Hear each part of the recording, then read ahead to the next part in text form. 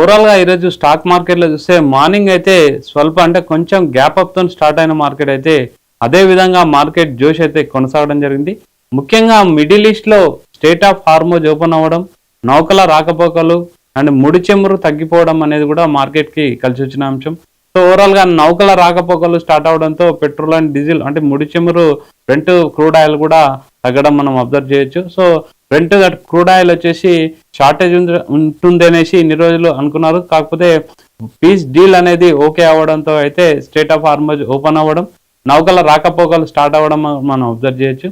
So overall గా present అయితే market అయితే మంచి పాజిటివ్ బూమప్ అయితే ఇచ్చింది. సో ఓవరాల్ క్లోజింగ్ మనం ఒకసారి చూస్తే సెన్సెక్స్ వచ్చేసి 254 పాయింట్లు పాజిటివ్ క్లోజ్ అయింది. 77,409 దగ్గర క్లోజ్ అవడం జరిగింది.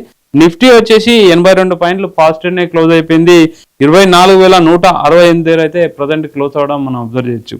తర్వాత బ్యాంక్ నిఫ్టీ వచ్చేసి 378 పాయింట్లు పాజిటివ్ క్లోజ్ అవడం అబ్జర్వ్ చేయొచ్చు. తర్వాత అండ్ మిడ్ అండ్ స్మాల్ క్యాప్లు కూడా ఇంచుమించు 0.5% అయితే పాజిటివ్ క్లోజ్ అవడం మనం చూడొచ్చు. ముఖ్యంగా మెయిన్ గా చూస్తే హెల్త్ కేర్ సంబంధించి అంటే మంచి సెక్టార్, హెల్త్ కేర్ సెక్టార్ అయితే మంచి బూమప్ లో ఉంది.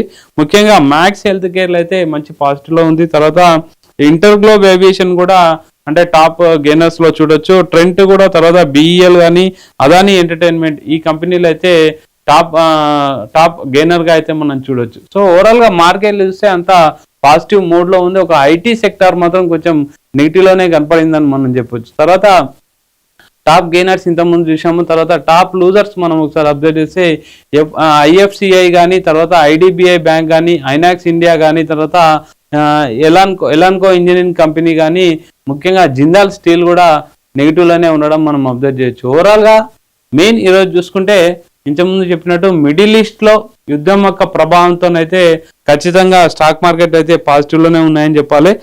వాట్ నెక్స్ట్ అంటే రేపు మార్కెట్ ఎలా ఉంటుందని అంటే ప్రజెంట్ ఎక్స్పర్ట్స్ చెప్పేది ఏంటంటే గిఫ్ట్ నిఫ్టీ ఈ రోజు కూడా మార్నింగ్ అయితే అంటే నిన్న కొంచెం మళ్ళీ అంటే యుద్ధం రావచ్చని మళ్ళీ ఒక స్టేట్మెంట్ ట్రంప్ ఇవ్వడంతోనైతే గిఫ్ట్ నిఫ్టీ చూస్తే మాత్రం కొంచెం నెగిటివ్ లోనే ఇవ్వడం జరిగింది. తర్వాత లాస్ట్ లో మళ్ళీ ట్రంప్ పీస్ డీల్ ని అయితే అంగీకరిస్తున్నట్టు ఒక స్టేట్మెంట్ రావడంతో అయితే మళ్ళీ పీస్ డీల్ అనేది ఓకే అవ్వడంతో మార్కెట్ అయితే పుంజుకుందని చెప్పాలి.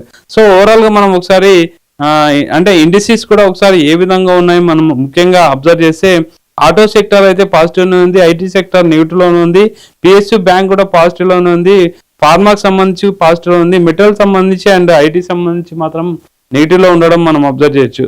సో ఓవరాల్ గా మార్కెట్ అయితే మంచి పాజిటివ్ మూమెంటం అయితే మనం అబ్జర్వ్ చేయొచ్చు. రేపు కూడా పాజిటివ్నే ఉండొచ్చు. మిడిల్ ఈస్ట్ లో ప్రభావాలు కొంచెం సర్దుమరిగాయి కాబట్టి ఖచ్చితంగా స్టాక్ మార్కెట్లో అయితే పాజిటివ్నే మూమెంట్ ఉండొచ్చు అని చెప్పేసి ఎక్స్పర్ట్స్ యొక్క అంచనా.